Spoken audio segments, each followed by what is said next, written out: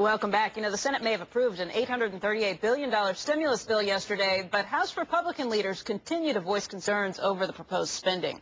Joining us right now is Minority Whip Eric Cantor of Virginia. And Eric, it's great to see you again. Thank you for joining us, sir. Good morning. Thank you. We know that at this point these two bills are going to head to conference. What's going to happen in this conference? Well, you know, I'm hopeful that the conference will produce a bill that actually accomplishes the stimulus that we're all aiming for. The problem right now, even with the Senate bill, is there's an extraordinary amount of money. These are the largest spending legislation or pieces of legislation ever in the history of this country. And I think that what is going on with the folks around the country is they're taking a look at this and they're seeing that you just can't buy the trust of the American people. And the amount of spending in here that is not targeted to stimulate the economy, that will not produce jobs, is just staggering. Many analysts look at this and sort of scratch their head and say, how can it be that only 12% of a stimulus bill will actually result in job creation? So we in the House, as Republicans, went to work, and Leader John Boehner said, let's put a plan together. He and I took that 5-point plan over to the White House, and we presented it to the President Obama. And in fact, when he saw our plan, he says, look, there's nothing crazy in here, and our plan is really focused on providing tax relief to small businesses.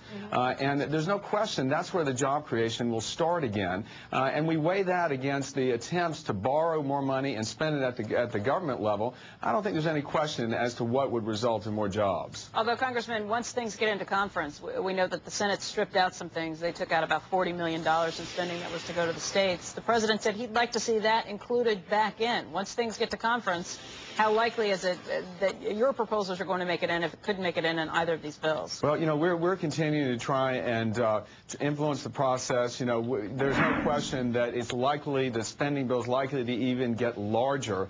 Yeah. And the focus has got to be on what actually is going to preserve, protect, and create jobs. And that's why we continue to say small business tax relief is where we ought to be focusing much more of the expenditures in this bill, because, frankly, spending money on new government programs, there's $130-some billion in new government programs not tested. There's hundreds of billions of more dollars that are funding existing programs that we know are not the most effective programs. But how likely is this to happen in conference? How is the conference process different than what's already happened on these two bills? Well, on I think the difference can come if President Obama would impose upon Speaker Pelosi and Leader Reid to actually put some common sense back into the process. You think that's going to happen? Well, you know, we're hopeful, and the president has indicated that the bill's not perfect and that it is a work in progress.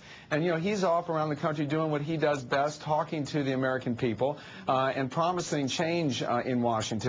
The problem is Leader Reid in the Senate and Speaker Pelosi haven't yet risen to the standard that President Obama has set. But do you think President Obama is really going to tell them that they have to take what you handed to him, even though he said there was nothing crazy in there? Do you think he's actually going to say you have to put this in? Well, let's look at it. House Republicans only have 178 votes. They don't need any of our votes to pass the bill. Right. But certainly the overtures are there and have been made by the president. I think this problem is so pervasive that they want to have bipartisan support in this bill, and thus far, as you've seen, zero support in the House and only 3 Republican senators supporting this gargantuan spending bill. If the president doesn't come up with your proposal and throw his support behind it, will you then say that it's his fault along with Reid and Pelosi's? Or? Well, listen, I just don't think the blame game is what we ought to be engaged in right now. Well, Congressman, no, but there's a lot of people who believe that the reason you're going after Speaker Pelosi and Leader Reid is because they are less you can't go after the president.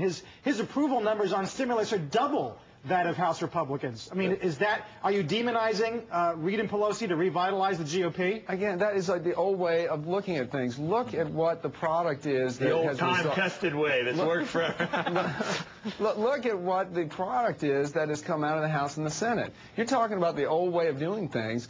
You know, Speaker Pelosi has yielded this process to the spenders that want to see these government programs increased, who've had a wish list for several years, that has not been tended to. They have dumped all those programs into this bill, and that is why I think you're seeing the American people say, wait a minute. I mean, some of the latest polls indicate that upwards of 60% of the people feel that this spending bill will not help and will, in fact, hinder economic recovery because they get, if you're going to borrow now, if you lay the Geithner plan on top of this, almost $3 trillion. Congressman Byron Weens here. Yeah, I just wanted to, I appreciate the value of tax relief, but if we don't get the economy out of this recession, giving small business tax relief, I don't think is going to do any good.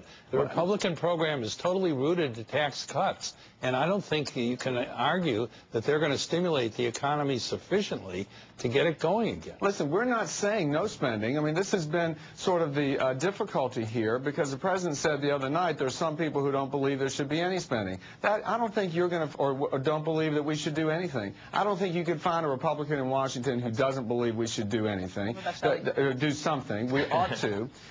We ought to, and in fact, we have advocated for spending. But the test has got to be, if you're going to spend at the government level, you are taking dollars out of the private sector's hands, either through taxation or by borrowing those dollars. The test has got to be that those dollars being spent by Washington will create more jobs than otherwise would be if those dollars stayed in the hands of investors in the private sector. Wow, I want to be your agent. You got a huge, the next 4 years, you're going to be busy, and this is the place where you should be doing it, Congressman. So you're not that far. You got to come up here and be on here. You've done it before, right? For an hour, 2 hours, right?